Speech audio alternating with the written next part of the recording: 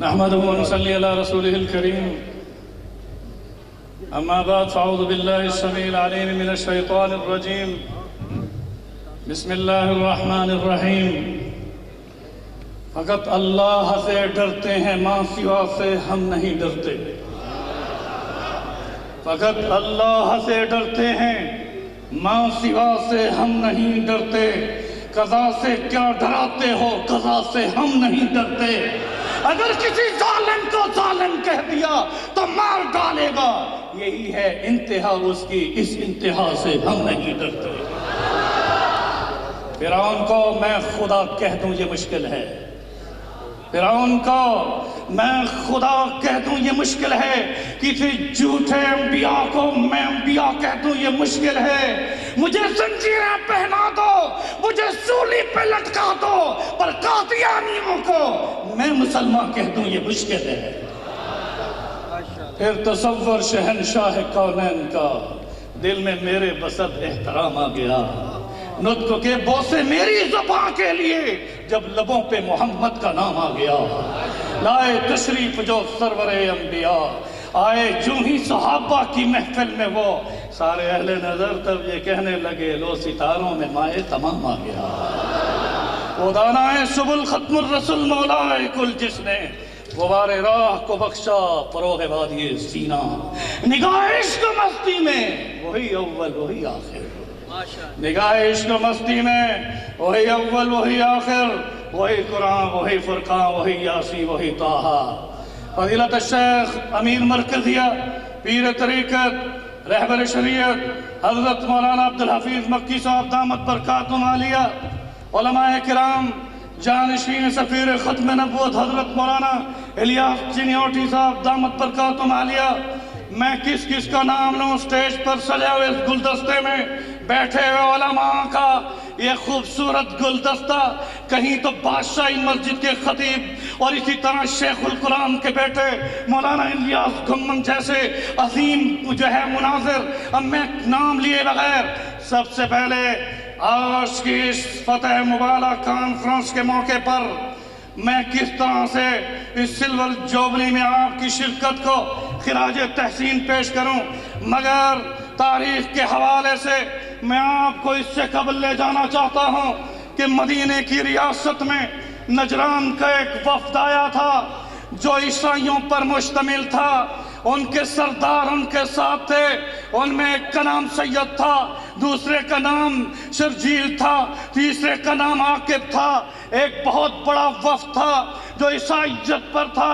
مسجد نبوی میں جب رسول اکرم صلی اللہ علیہ وسلم کے ساتھ ان کی ملاقات ہوئی تو رسالت مآب صلی اللہ علیہ وسلم نے انہیں اپنی نبوت، اپنی رسالت کا پیغام دیا.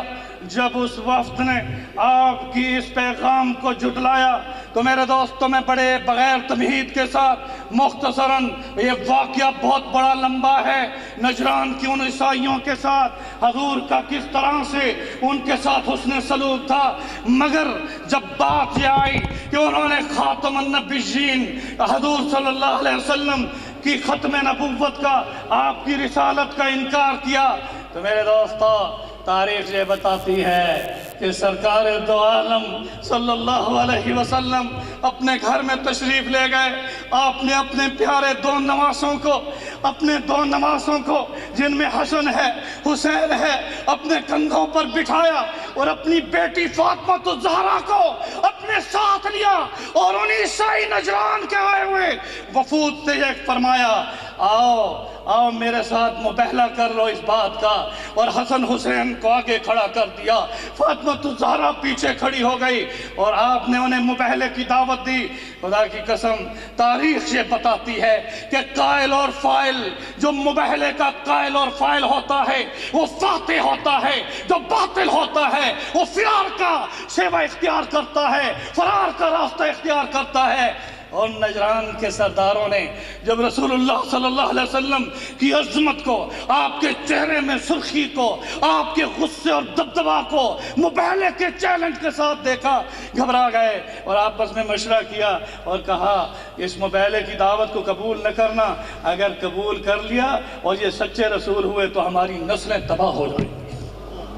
میرے دوستوں وہ کیسا منظر تھا جس میں رسول اکرم صلی اللہ علیہ وسلم اس مدینے کی ریاست میں آپ نے مباہلے کا چیلنج دیتے ہوئے حسن و حسین کو اپنے سامنے کھڑا کیا. آپ کی بیٹی آپ کے ساتھ تھی.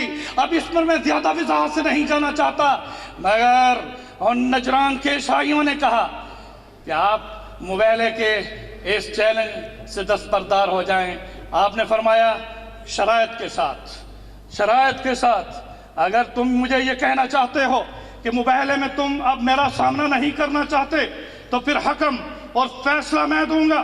اس پر ان عیسائی سرداروں نے رسول اکرم صلی اللہ علیہ وسلم کو اختیار دیا.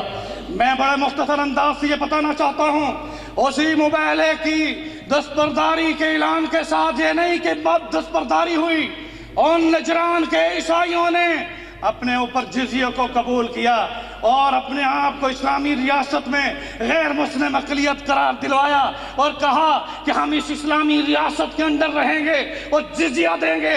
آج بھی ہمارے سفیر ختم نبوت مولانا منظور احمد چنیوٹی رحمۃ اللہ علیہ نے، اسی طرح مولانا ضیاء القاسمی رحمۃ اللہ علیہ نے، میں کن اکابر کا نام لوں جو کفر کے مقابلے میں ڈٹ گئے تھے. جس پل پر دو دریاؤں کے درمیان عید الفطر کے دن جا کر مباہلے کا چیلنج دیا تھا اور یہ باطل قوت بشیر الدین محمود فرار کا راستہ اختیار کر گیا تھا. اور یہ بات ثابت ہوتی ہے کہ یہ باطل ہیں، یہ غیر مسلم اقلیت ہیں، اور پارلیمنٹ نے بھی یہ فیصلہ دیا کہ یہ غیر مسلم اقلیت ہیں. تو ہم تو یہ مطالبہ کریں گے کہ ہمارے ملک میں رہتے ہوئے ہمیں جزیہ دیں.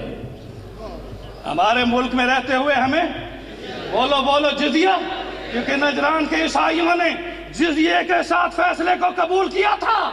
اور آج جو مرتد ارتداد کا یہ ٹولہ آج فائنانس پر قابض ہے، فنڈنگ پر قابض ہے، ریسرچ سینٹروں پر قابض ہے.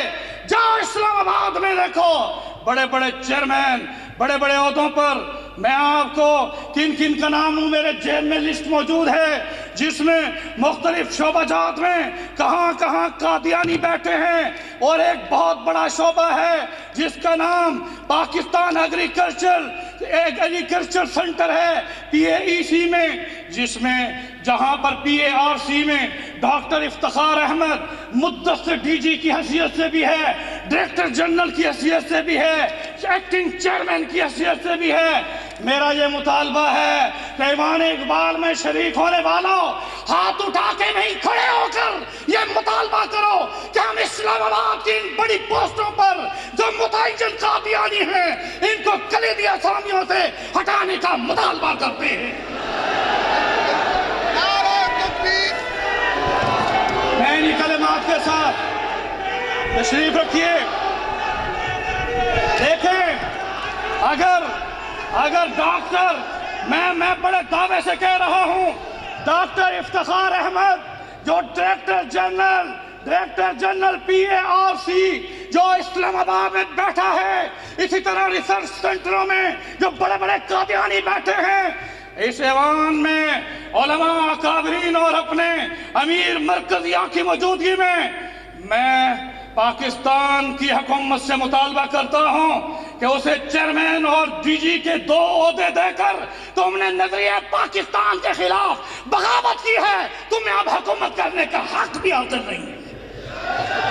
انہی کلمات کے ساتھ آئیے میرا ایک دوسرا مطالبہ ہے جس میں آپ نے بھرپور تائید کرنی ہے. دیکھیں آج پشاور کے ایئرپورٹ کا نام پاچا خان ایئرپورٹ رکھا گیا، کوئی اعتراض نہیں، رکھا ہے.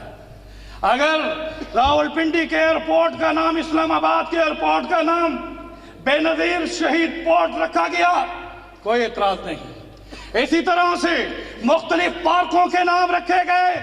آؤ ایک معمولی سا مطالبہ، MPA صاحب آپ جانشین ہیں، اسی اسمبلی سے یہ منظور کروانا ہوگا کہ چناب نگر کا جو پل ہے اس پل کا نام فاتح مبالا مولانا منظور احمد چنیوٹی کے نام سے ہوگا. تائید میں کھڑے ہو جاؤ.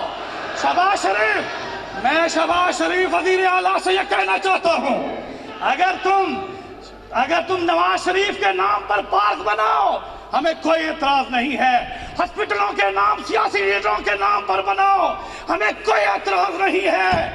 یہ شرف تمہیں حاصل ہوگا کہ جیسے ربوے کا نام چناب نگر رکھا گیا، اسی طرح سے آپ کو یہ تائید ہے کہ جو چناب نگر کا جو پل ہے چناب پل، اس کا نام فاتح مبالہ مولانا چنیوٹی پل ہونا چاہیے یا نہیں؟